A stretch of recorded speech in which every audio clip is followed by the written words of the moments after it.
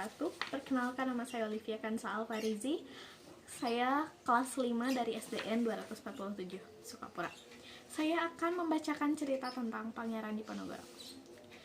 Pangeran Diponegoro lahir di Ngayogyakarta atau yang kita kenal dengan Kota Yogyakarta pada tanggal 11 November tahun 1785. Nama asli beliau adalah Bendara Pangeran Hargadipanegara. Pangeran Diponegoro adalah salah seorang pahlawan nasional negara kita yang dikenal sebagai pemimpin perang Diponegoro atau Perang Jawa. Pada periode tahun 1825 sampai 1830 melawan pemerintah Hindia Belanda. Pangeran Diponegoro lahir dari seorang seril bernama R.A. Mangkarawati dan ayahnya bernama Gusti Raden Mas Suraja. Beliau terakhir dengan nama Bendara Raden Mas Mustahar, kemudian berubah menjadi Raden Mas Antarwiya. Beliau juga mempunyai nama Islam loh, yaitu Abdul Hamid. Pangeran Diponegoro dikenal sebagai pribadi yang cerdas dan banyak membaca dan ahli di bidang hukum Islam. Beliau pun lebih tertarik dengan masalah keagamaan dibanding politik dan lebih membaur dengan rakyat. Awal mula perang Diponegoro terjadi karena Belanda memasang patok-patok untuk membangun jalan yang melintas makam para leluhur Pangeran Diponegoro di Tegalrejo. Pangeran Diponegoro kemudian membangun pusat pertahanan kerajaan. Dukungan datang dari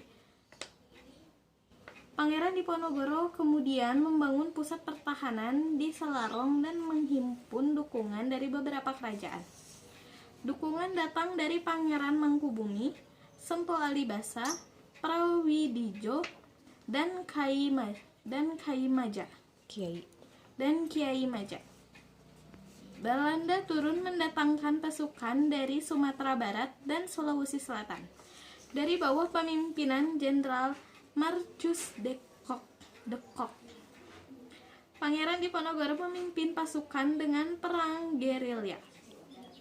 Pada tahun 1827, Belanda menggunakan strategi benteng Spelsel yang mempersempit gerakan pasukan Diponegoro.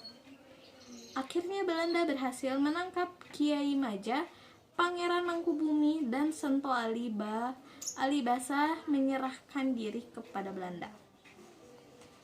Pada tanggal 28 Maret 1830, Pangeran Diponegoro terjepit oleh pasukan Belanda, akhirnya menyerahkan diri dengan syarat pengikutnya harus dilepaskan. Lalu Pangeran Diponegoro diasingkan di Manado, lalu dipindahkan ke Makassar hingga wafat pada tanggal 8 Januari 1855.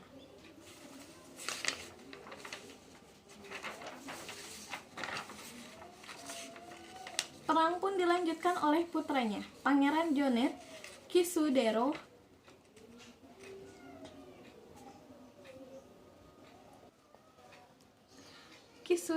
Diponingrat dan Diponegoro Anom. Namun sayangnya usahanya bernasib tragis. Akibat peperangan besar,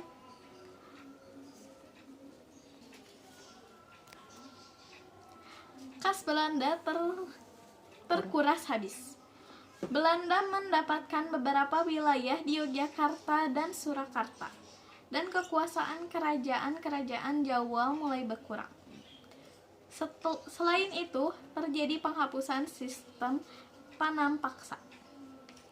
Wassalamualaikum warahmatullahi wabarakatuh. Sekian cerita saya.